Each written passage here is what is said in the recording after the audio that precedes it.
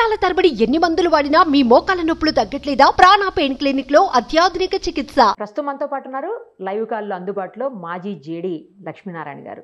ఒక్కసారి ఆయనతో మాట్లాడదాం. షాద్నగర్లో జరిగినటువంటి ఒక ఇన్సిడెంట్ సందర్భంగా ఆ నేపథ్యంలోనే కొన్ని పోలీసులు ఎలాంటి రూల్స్ పాటిస్తారు అనే విషయంలో సార్ని అడిగి క్లారిటీ తీసుకుందాం. సార్ నమస్తే అండి. నమస్తే నిరుపమ్ గారు. సార్ ఎలా ఉన్నారు? బాగున్నానండి. సార్ షాద్నగర్లో ఒక ఇన్సిడెంట్ జరిగింది. అఫ్ కోర్స్ ఇప్పుడు దీనికి దానికి సంబంధం లేదు, కానీ ఈ సందర్భంగా ఏంటంటే కొన్ని విషయాలు మాట్లాడాల్సినటువంటి పరిస్థితి వచ్చింది.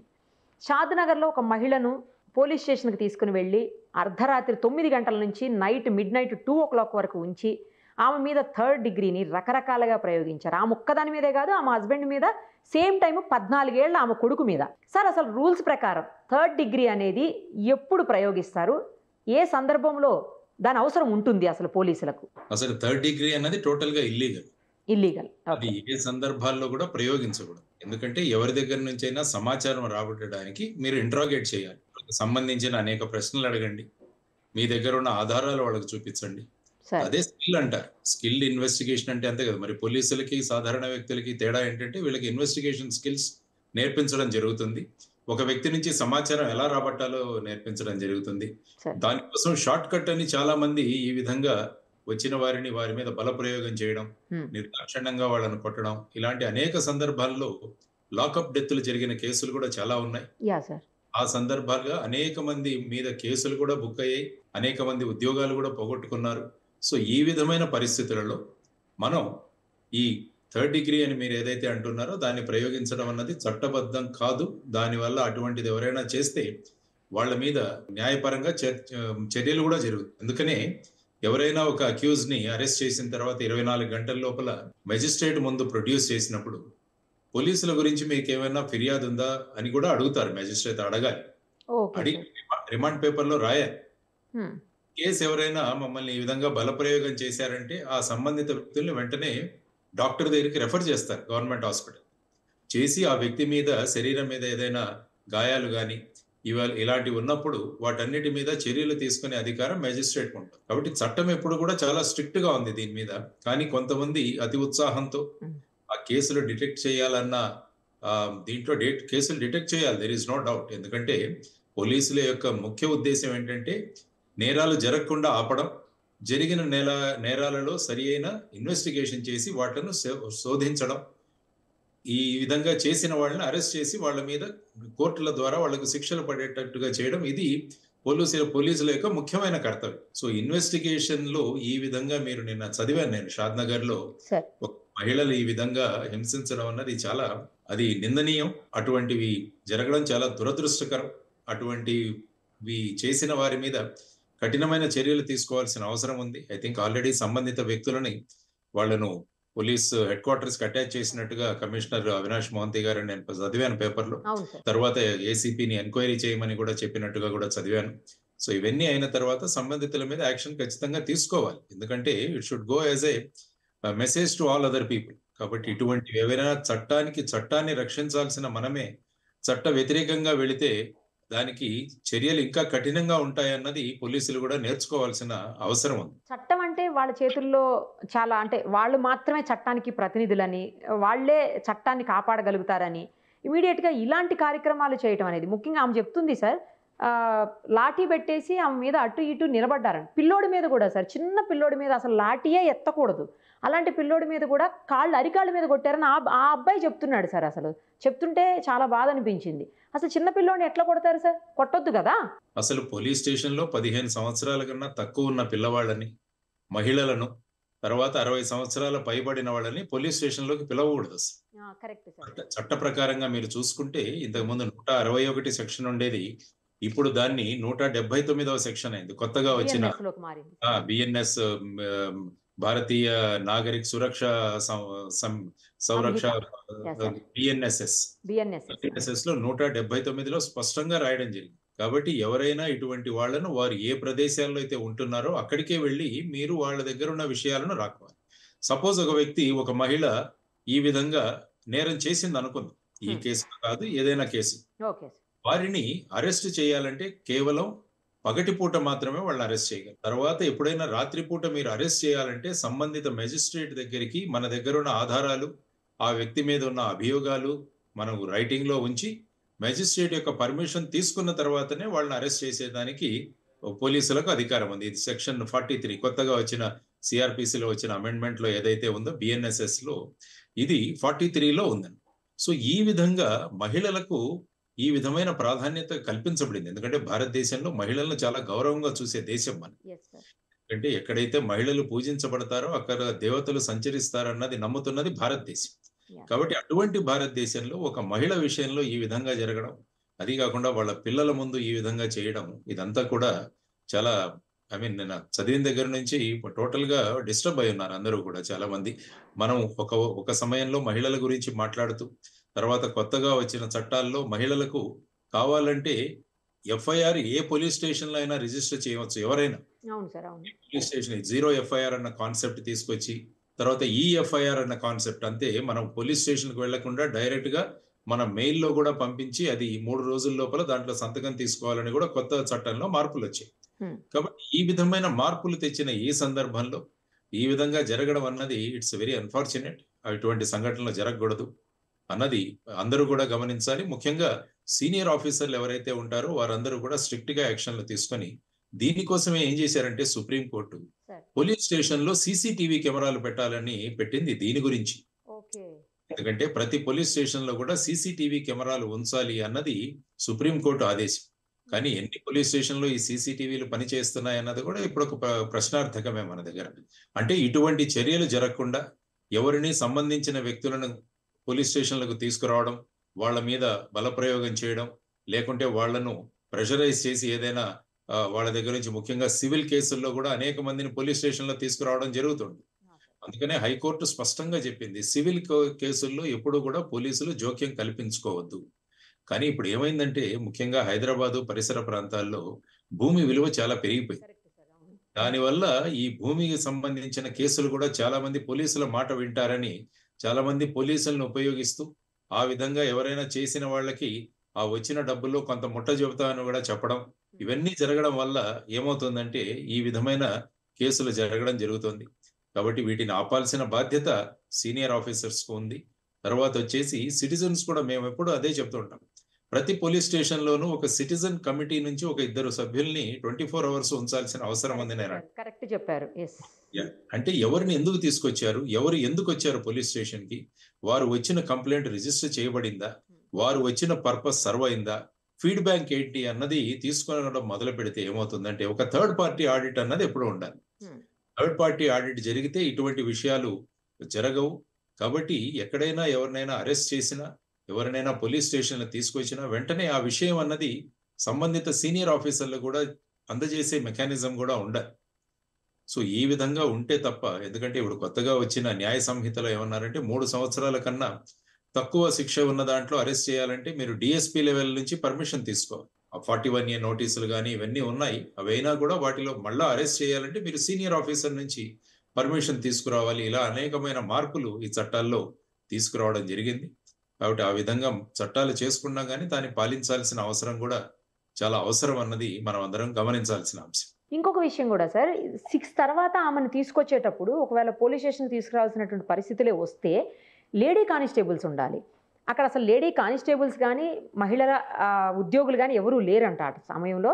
పోలీస్ స్టేషన్కి ఈమెను తీసుకొచ్చి కొట్టే సమయంలో ఇంకొకటి ఏంటంటే ఆమె డ్రెస్ కూడా రిమూవ్ చేసి, అంటే ఆమె శారీని తీసేసి ఆ ప్లేస్లో హస్బెండ్ షర్ట్ని వేసి తర్వాత నిక్కర్ వేసి అలా చేసి మరి ఆమె నాకు హెల్త్ బాగాలేదు సర్జరీ అయిందని చెబుతున్నా కూడా కొట్టారు. అంటే అసలు కనీసం ఇప్పుడు సెక్షన్లు 3rd డిగ్రీలు అన్నీ పక్కన పెడదాం సార్, అట్లీస్ట్ మానవత్వం అనేది ఉండాలి కదా కనీసం ఆడవాళ్ళ పట్ల. వాళ్ళు బట్టలు రిమూవ్ చేసి, మగవాళ్ళు బట్టలు రిమూవ్ చేసి ఆమె వీళ్ళే బట్టలు వేయడం ఏంటని అసలు నాకు అది అర్థం కావట్లేదు. ఫస్ట్ చాలా దారుణమైన ఘోరమైన సంఘటన అండి ఇది. ఏ విధంగా అయితే మీరు వెళ్ళారని కూడా మీరు చెప్పారు, ఆవిడతో మాట్లాడారని చెప్పారు. ఆ తర్వాత ఈ పేపర్ లో వచ్చిన ఇన్ఫర్మేషన్ చూసినా కూడా ఏ విధంగా చూసినా కూడా ఇది అసలు ఇటువంటి సంఘటనలు ఎలా జరుగుతాయి అన్నది కూడా ఈవెన్ విభాగంలో పనిచేస్తున్న మాకు కూడా ఒక జుగుప్సాకరమైన పరిస్థితి మా అందరికీ అనిపిస్తుంది అనమాట. సో ఈ విధంగా 6 గంటలకు రావడం, సన్సెట్ నుంచి సన్ రైజ్ వరకు ఎవరిని పోలీస్ స్టేషన్ లోకి తీసుకురాకూడదు. ఆ తర్వాత మహిళలు 15 సంవత్సరాల కన్నా తక్కువ వాళ్ళు, 60 సంవత్సరాల పైబడిన వాళ్ళని పోలీస్ స్టేషన్ లోకి అసలే తీసుకురాకూడదు. ఇన్ కేసు వాళ్ళ మీద నేరం ఆపాదించబడితే అందులో వాళ్ళను తీసుకురావడానికి కూడా మెజిస్ట్రేట్ పర్మిషన్ తీసుకురావాలి సాయంత్రం నుంచి. ఓకే, ఇవన్నీ కూడా లీగల్ గా ఉంది. అంటే ఒక మహిళ సాక్షిదారు కావచ్చు, ఆరు ఒక మహిళ ఆ అఫెన్స్ చేసి ఉండవచ్చు, అంటే నిందితురాలు కావచ్చు. ఈవెన్ నిందితురాలు అయినా కూడా మహిళను సాయంత్రం పూట అరెస్ట్ చేయాలంటే, అంటే సూర్యాస్తమయం తర్వాత అరెస్ట్ చేయాలంటే మెజిస్ట్రేట్ పర్మిషన్ ఉండాలి. ఇవన్నీ కూడా చట్టబద్ధంగా బంధనాలు. కాబట్టి ఇటువంటి ఇన్వెస్టిగేషన్ ప్రొసీజర్స్ ఎవరైతే ఫాలో అవ్వరో వారందరికీ కూడా 179 కింద ఒక యాక్షన్ కూడా మనం తీసుకోవచ్చు. యాక్చువల్గా 197 BNS లో ఇన్వెస్టిగేషన్ లో చెప్పబడిన విధానాలు పాటించకుంటే సంబంధిత పోలీస్ అధికారుల మీద కేసులు కూడా రిజిస్టర్ చేయొచ్చు. ఇంతకుముందు 166A అని ఉండేది ఐపీసీలో, అదే BNS లో 197 గా మారిందను. సో ఆ విధంగా వీరికి పోలీస్ స్టేషన్ లో ఈ సంబంధిత వ్యక్తుల మీద అఫెన్సెస్ కూడా రిజిస్టర్ చేయడానికి కూడా ఐపీసీలో, అంటే ఇప్పుడు ఉన్న BSN లో కూడా ప్రొవిజన్ ఇవ్వడం జరిగింది. సార్, ఇప్పుడు మహిళల్ని విచారించేటప్పుడు లేదా ఇన్వెస్టిగేషన్ చేసేటప్పుడు మహిళా కానిస్టేబుల్స్, మహిళా పోలీసులు ఆఫీసర్స్ ఉండాలా, లేకపోతే మగవాళ్ళు కూడా చెయ్యొచ్చునా? ఉండాలండి, ఖచ్చితంగా. ఇప్పుడు వచ్చిన చట్టంలో మార్పుల్లో ఏదైతే ఉందో, ఇంతకు ముందు కూడా మహిళల్ని ఎవరైనా అరెస్ట్ చేయాలంటే ఆ అరెస్ట్ కేవలం మహిళలు మాత్రమే చేయాలి అన్నది స్పష్టంగా ఉంది. ఆ తర్వాత వాళ్ళ స్టేట్మెంట్స్ ఏవైతే ఉన్నాయో, అంటే ముఖ్యంగా ఈ బలాత్కారాలు, అత్యాచారాలు ఇటువంటి సందర్భంలో వాళ్ళ ఇన్వెస్టిగేటింగ్ ఆఫీసర్స్ ఖచ్చితంగా మహిళలే ఉండాలి. ఒకవేళ లేకుంటే పోలీస్ స్టేషన్ లో ఒక మహిళా కానిస్టేబుల్ యొక్క ప్రజెన్స్ లో వాళ్ళ స్టేట్మెంట్స్ అవి తీసుకోవచ్చు అన్నది సాధారణంగా ఉన్న ప్రొవిజన్. కాబట్టి మహిళలను మనం ట్రీట్ చేస్తున్నప్పుడు ఈవెన్ అరెస్ట్ చేయాలన్నా కూడా మహిళా అధికారులే చేయాలి అన్నది స్పష్టంగా ఉన్న ఒక ప్రొవిజన్ దాంట్లో ఉంది. పిల్లల విషయంలో అయితే సార్ అసలు అరెస్టే చేయకూడదు అంటున్నారు, పోలీస్ స్టేషన్కే తేవద్దు అంటున్నారు. ఒకవేళ ఏదైనా విషయంలో విచారించవలసినటువంటి పరిస్థితి వచ్చింది అనుకోండి పిల్లల్ని, అప్పుడు ఏం చేయాలి సార్? వాళ్ళ ఇంటికి వెళ్ళాలి, వాళ్ళు ఎక్కడైతే నివసిస్తున్నారో అక్కడికి వెళ్ళాలి. కానీ ఇప్పుడు వచ్చిన BNSS లో ఏమన్నారంటే, ఈ ముగ్గురు కేటగిరీలో ఉన్న వ్యక్తులు ఎవరైనా మేము పోలీస్ స్టేషన్లకు వస్తాము అని చెబితే వాళ్ళని తీసుకురావచ్చు అని ఉన్నది. ఓహో, ఓకే. అంటే ఇదొకటి కొత్తది యాడ్ చేశారు. ఇంతకు ముందు CRPCలో అది స్పష్టంగా ఉన్నది, 15 సంవత్సరాల లోపు పిల్లలు, మహిళలు, తర్వాత 60 సంవత్సరాల పైబడిన వాళ్ళను పోలీస్ స్టేషన్లకు పిలవకూడదు సాక్షులుగా. వారి సాక్ష్యాలను గనుక మీరు రికార్డు చేయాలంటే వాళ్ళు ఎక్కడ నివసిస్తున్నారో అక్కడికి వెళ్ళాలి. కానీ ఇందులో ఒకటి యాడ్ చేశారంటే, పైన పేర్కొనబడిన వ్యక్తులు ఎవరైనా వాళ్ళు మేము పోలీస్ స్టేషన్లకు వస్తాను అని సమ్మతి ప్రకటిస్తే వాళ్ళను పోలీస్ స్టేషన్ లో విచారించవచ్చు. ఇది ఎందుకు పెట్టారో నాకు అర్థం కావట్లేదు. దిస్ ఇస్ అబ్సర్డ్, యాక్చువల్ గా ఉండకూడదు.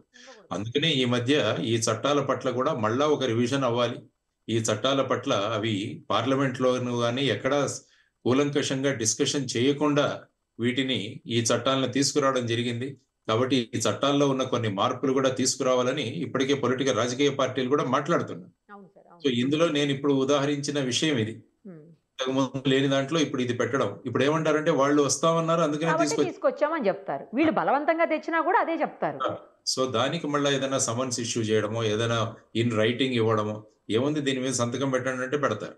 తెలియదు కదా సార్ వాళ్ళకు. అదే అందుకనే చట్టం యొక్క జ్ఞానం చాలా తక్కువగా ఉంది అందరికీ. కాబట్టి నేను ఎప్పుడు చెబుతుంటాను, ఎందుకంటే మన పాఠ్యాంశాలలో కూడా చట్టాలను చేయాలి. ఈ చట్టాలు చేశారు, ఆ సంబంధిత బేసిక్స్ అయినా మీరు 6వ తరగతి నుంచి నేర్పండి. రాజ్యాంగము, ఈ చట్టాలు, ఈ అవగాహన ఉంటే ఒక పౌరుడు అన్నవాడు ధైర్యంతో ఉంటాడు. వాళ్ళ మీద ఎవరు కూడా ఈ విధంగా చేయడానికి భయపడతారు. ఎందుకంటే మన దగ్గర జ్ఞానం ఉన్నప్పుడు భయపడతారు ఎదుటి వ్యక్తి. మనకేమీ తెలియనప్పుడు దాన్ని ఆసరాగా తీసుకుని అనేక వ్యక్తులు మన మీద ఈ విధమైన బల ప్రయోగాలు చేసే పరిస్థితులు కూడా వస్తున్నాయి.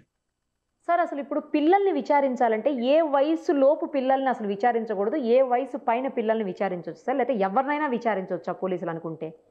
జువెనైల్ జస్టిస్ యాక్ట్ అని ఒకటి ఉన్నది, JJ యాక్ట్. అంటే పిల్లలు, మైనర్స్ ఎవరైనా నేరాలు చేస్తే, ఈవెన్ వాళ్ళు నేరస్తులైనా నిందితులైనా కూడా వాళ్లను పోలీస్ స్టేషన్ లోను, తర్వాత పోలీసులు యూనిఫామ్ లోను ఉండకూడదు. వాళ్ళందరినీ కూడా జువెనైల్ బోర్డ్ అని ఉంటుంది, అక్కడికి తీసుకువెళ్ళాలి వాళ్ళు. కాబట్టి ఆ టోటల్ ప్రొసీజరే వేరేగా ఉంటుంది. ఈ మధ్య ఈ మైనర్లు కూడా చాలా మంది కేసుల్లో ఇన్వాల్వ్ అవుతున్నారు.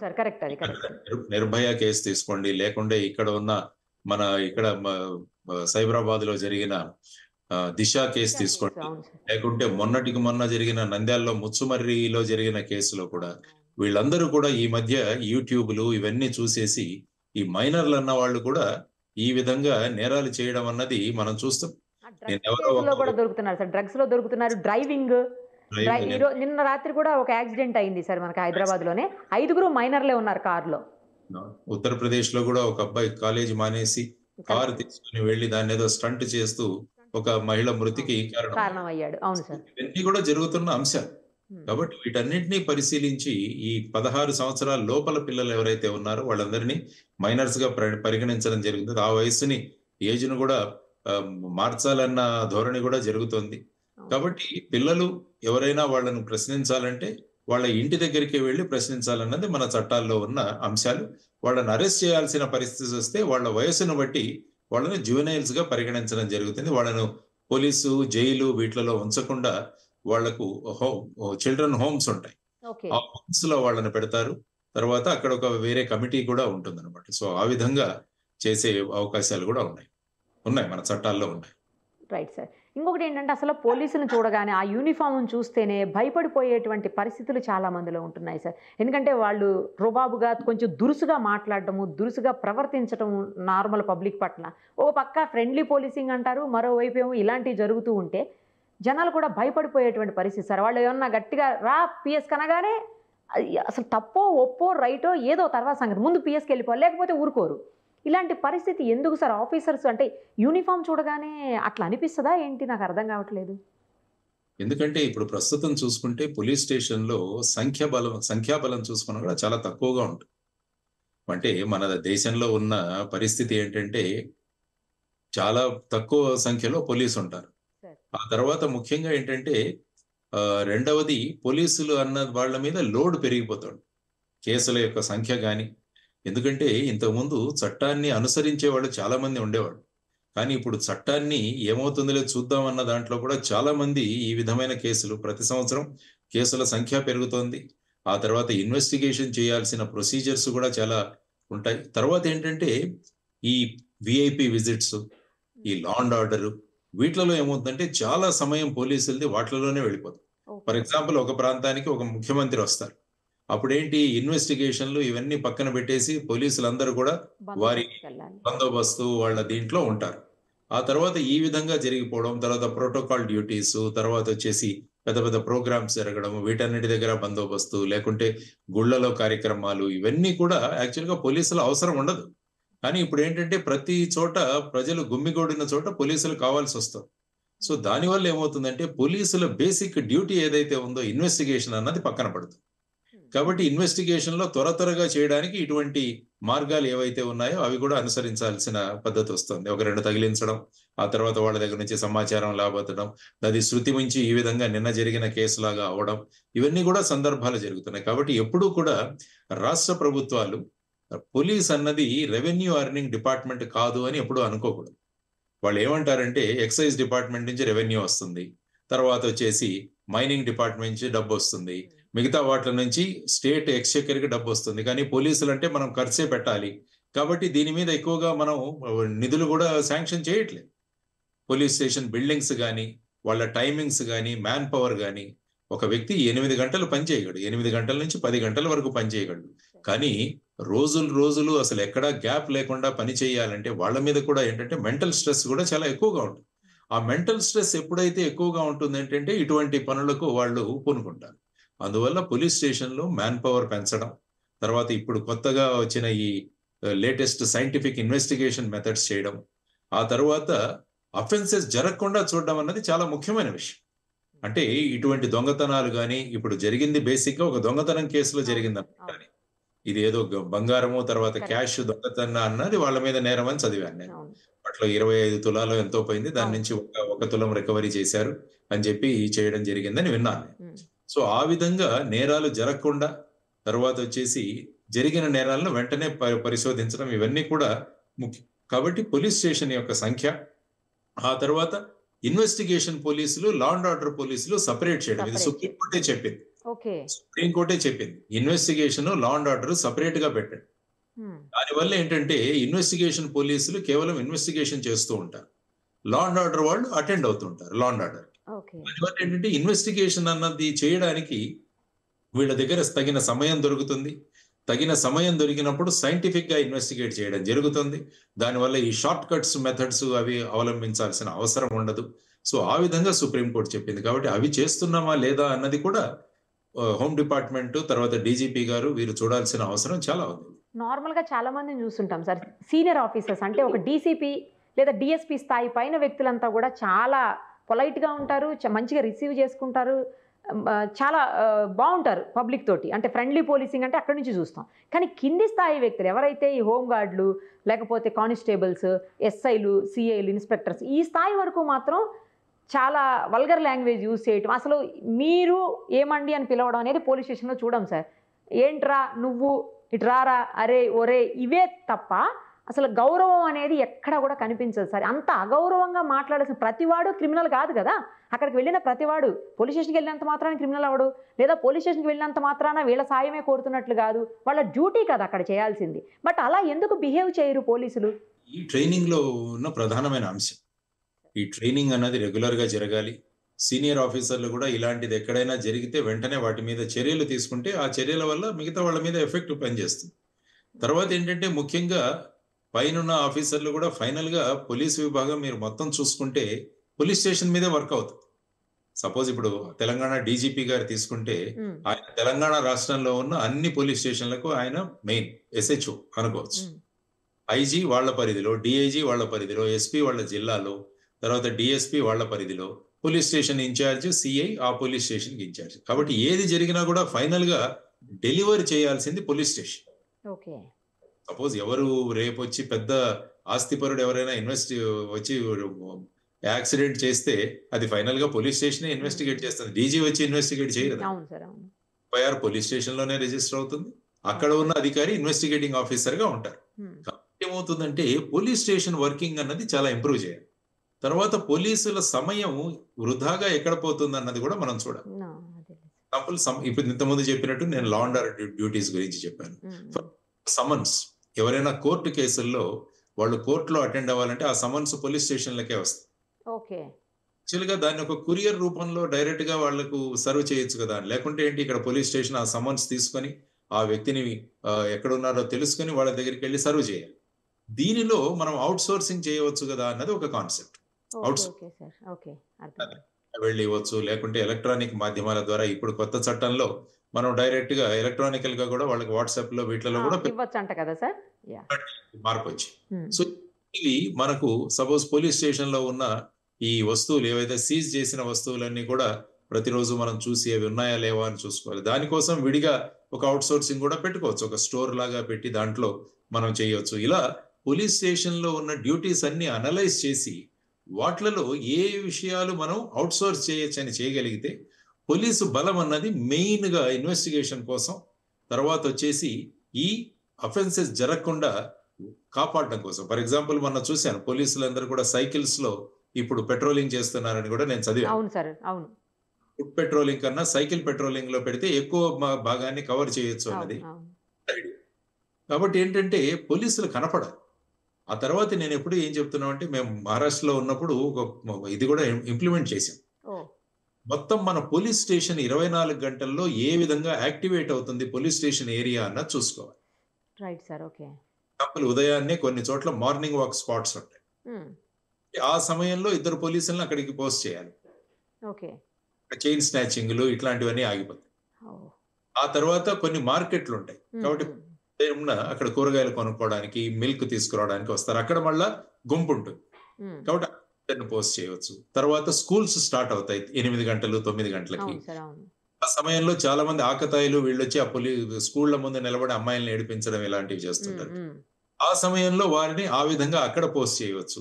ఈ విధంగా ఒక 24 గంటల సమయంలో పోలీస్ స్టేషన్ ఏ విధంగా యాక్టివేట్ అవుతుంది, పోలీస్ స్టేషన్ ఏరియా, ఆ విధంగా ఎక్కడ మనుషులు ఉంటారో అక్కడ మనం గనక పోలీసులను డిప్లాయ్ చేయగలిగితే ఏమవుతుంది, ఆటోమేటిక్ గా అఫెన్సెస్ తక్కువ అవుతుంది.